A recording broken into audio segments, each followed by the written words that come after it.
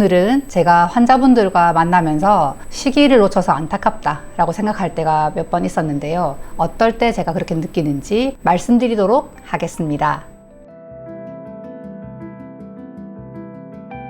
첫 번째는 주걱턱인데요. 사실 주걱턱은 이제 시기에 대해서 고민이 많으실 겁니다. 보호자분들께서는 아이가 부종기업이 있으면 주위 분들에게 많이 물어보실 텐데요. 주위에서 너무 빨리 하면 안 된다, 또 너무 늦으면 안 된다, 또 너무 빠르면 안 된다고 해서 늦게 데리고 오시면 시기를 놓치는 경우가 있어요. 얼마 전에 아이가 주걱턱이었는데 제가 최대한 빨리 오는 게 좋다고 해서 빨리 데리고 왔어요 라고 했는데 아이 나이가 5학년이었고 또 이미 초경을 한 상태였거든요. 사실 그런 상태면 치료가 좀 힘든 경우가 있어요. 아래턱이 정말 큰 주걱턱은 사실은 어릴 때 치료도 좀 힘든 경우가 있습니다.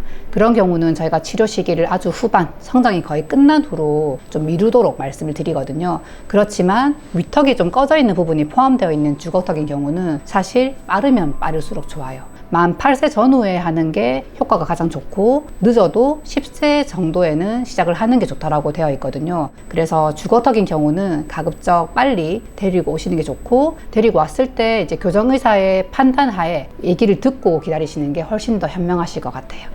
그리고 두 번째 경우는 기능성 비대칭이라는 것인데요.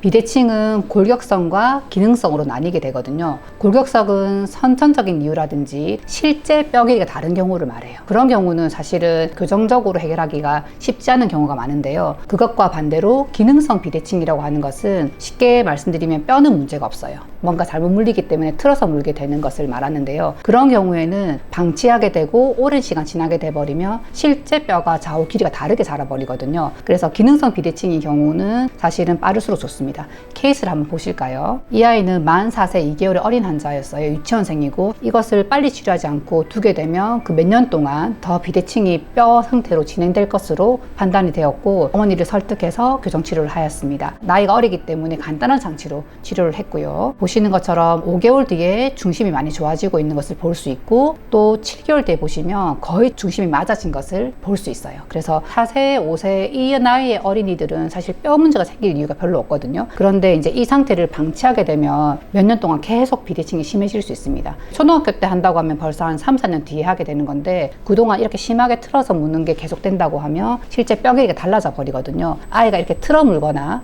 잘못 물리게 되는 상황이 보인다면 최대한 빨리 데리고 오시는 것이 아이의 올바른 성장을 도와주는데 아주 큰 도움이 됩니다. 마지막으로 폭이 좁은 경우인데요. 폭이라고 하는 것은 사진으로 보여드리면 사람마다 사실은 이제 폭이 좀 많이 달라요. 굉장히 좁은 분들은 넓히는 치료를 해야 되거든요. 근데 보통은 만 19세, 만 20세 정도까지는 위턱 앞궁을 넓히는 게 충분히 가능하거든요. 그런데 30, 40대 넘어가면 사실 이 폭에 대한 치료를 잘 안 하거든요. 그래서 부종기압 치료를 아예 그 부분을 못 한다든지 하는 경우가 있습니다. 만약에 폭이 좁은 경우라면 중고등학생 때는 사실 전혀 문제 없이 폭을 넓힐 수 있거든요. 아주 쉽게. 그런데 이제 20대 초반, 중반 넘어가면서부터는 시술 자체도 좀 어려운 시술을 해야 되고요. 시기를 몇 년 정도 놓친 것 때문에 아주 힘들게 치료한 경우도 있었기 때문에 폭이 좁은 분들은 청소년기 교정하면 참 좋았을 텐데 라고 좀 안타까울 때가 많았거든요. 혹시 넓혀야 되는 경우라면 청소년기는 아주 쉽게 넓힐 수 있기 때문에 설명을 들어보시고 치료 시기를 결정하시는 게 좋지 않을까 싶습니다. 지금 혹시 안 했을 때 놓치는 치료가 있는지를 체크 받으시는 게 좋을 것 같아요.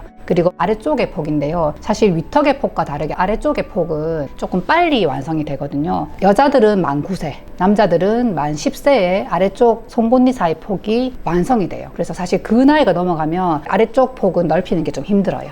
보시는 것처럼 결국 송곳니 사이의 폭이 앞니를 배열할 수 있는 공간이 되거든요. 그래서 송곳니가 너무 좁게 되면 송곳니가 울퉁불퉁하게 돼요. 그래서 아래쪽에 너무 앞니가 울퉁불퉁한 아이들은 어머니들께서 조금 빨리 아이를 치과에 데리고 오셔가지고 시기를 점검해 보시는 게 좋을 것 같습니다. 그래서 오늘은 시기를 놓쳐서 너무 안타깝다라고 했던 부분들을 크게 3가지 정도로 설명을 드렸는데요. 좀 번거로우실 수는 있겠지만 그래도 이제 시기를 놓쳐서 안타까운 것보다는 교정치과에 가셔서 치료할 부분이 있는지 체크를 받으시고 치료할 게 없다라고 하면 너무나 또 안심스러운 마음으로 1, 2년씩 체크를 받으시면서 기다리시는 게 더 좋을 것 같습니다. 오늘 영상이 도움이 되길 바라면서 오늘 영상 마치겠습니다. 감사합니다.